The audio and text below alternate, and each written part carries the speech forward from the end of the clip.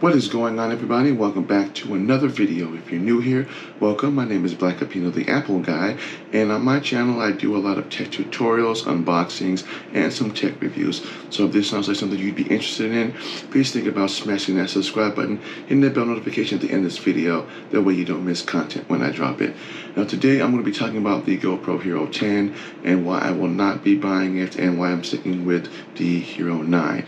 So if you don't know or didn't hear, GoPro has announced the newest version of the GoPro dubbed the Hero 10, and it was announced on the 15th of September, and I believe orders are already being shipped out for them. I don't remember off the top of my head if they currently are or if they're on back order, but this video is just going to be me talking about why I am not going to be buying it. Now I know there's tons of videos out there talking about the Hero 10 and some of the cool features that it has, but I'm going to be talking about it from my own personal experience of owning GoPros. I've done lots of GoPro comparison videos in the past, and this one's going to be no exception.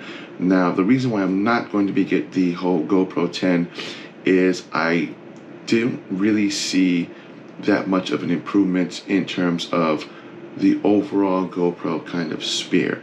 Now, yes, the only two improvements in terms of what I've seen as far as what GoPro's done as they have made a better processor in the GoPro, which was sorely needed in the GoPro lineup. I don't know why they didn't do it with the 9 instead of with the 10, but now the GoPro Hero 10 is running there what is known as the G2 chip as opposed to the G1 chip. Now I don't know in terms of how that works well with software and user interface. I know that if you do a lot of Googling on GoPros, you'll see that the user interface is probably one of the most common issues with the GoPro. What I mean by that is when you are trying to tap on a setting, or you're trying to go through a setting, or you're trying to navigate through any menu on the screen of the GoPro, it seems like it's an endeavor task. You're simply tapping on it way too many times.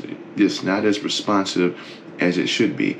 And for a platform like GoPro, you would assume that as they come out with better GoPros, that software between that would improve, but I don't see that. I didn't really see too many people talking about the G2 chip in the GoPro Hero 10 other than the fact that it's a newer chip. Now, I made a previous video on what I was hoping the Hero 10 would have in it. Number one thing that I actually asked or mentioned was a better processor. Aside from the other stuff that I was kind of asking for or hoping for, none of that happened. I don't see that happening even in the next GoPro version when it comes out.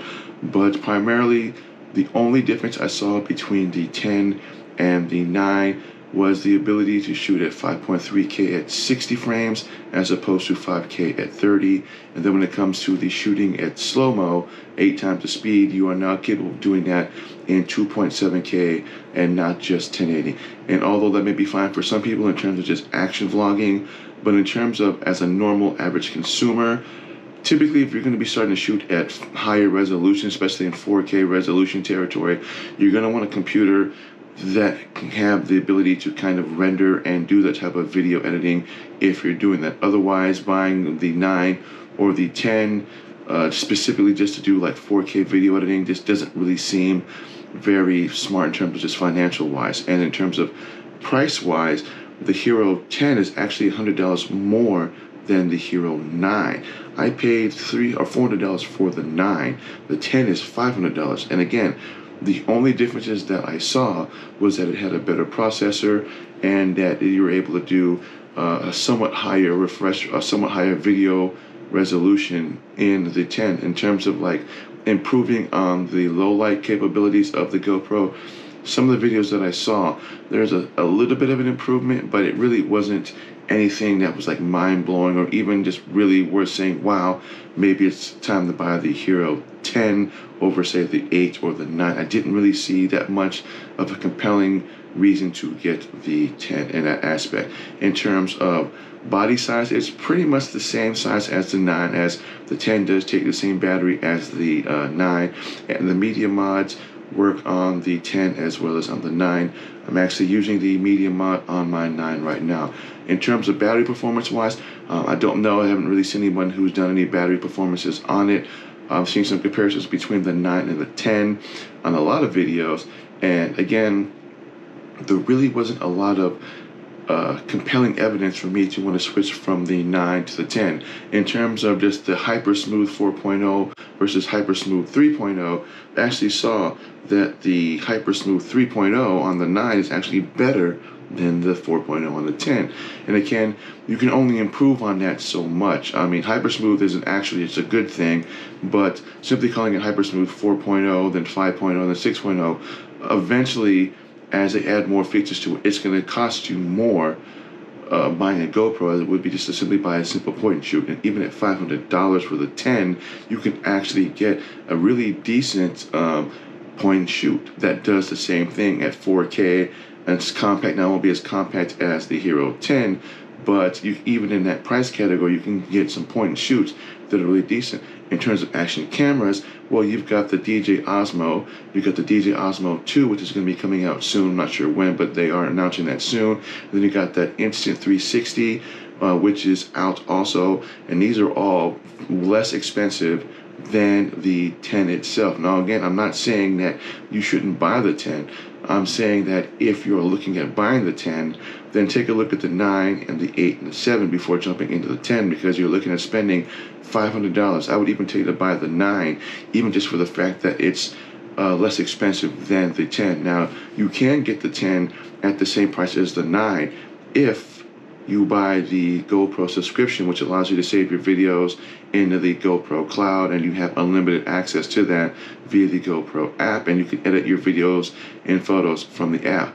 But if you don't do that, then yes, you are spending $500 for a GoPro. Again, that's $100 more than what the Hero 9 costs.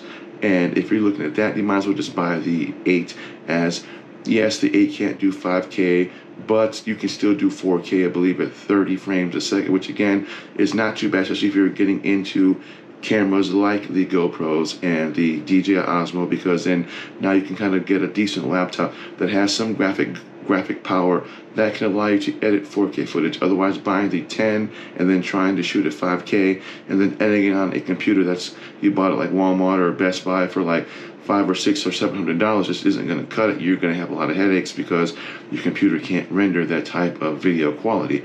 So I hope that this video was helpful in some way.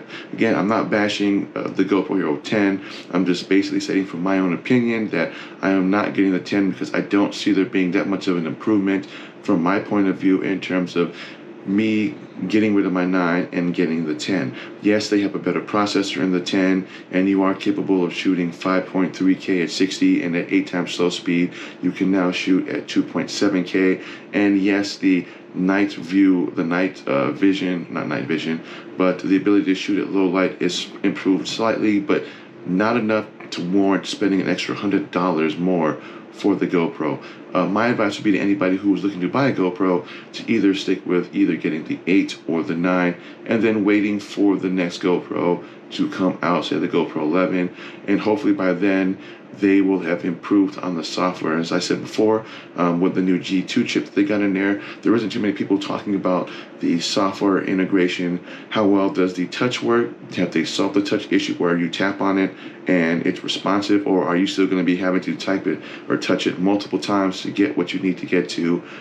That's one of the main reasons as to why I am going to hold off on the GoPro until they can kind of get that software fixed, or with the G2, when they come up with a software implementation for this, then I'll probably buy the 10. So I hope that this video was helpful. Again, if you're new to my channel, don't forget to smash that subscribe button, hit that bell notification, that way you don't miss content when I drop it. And I want to thank everybody for watching, and my name is Black Lapino, the Apple Guy. Please feel free to browse my other GoPro videos. I'll have a link in the description below on the playlist on my GoPro stuff, where I do a lot of GoPro comparisons on GoPros. And again, my name is Black Lapino, the Apple Guy, and I will see you guys in the next video. Stay safe.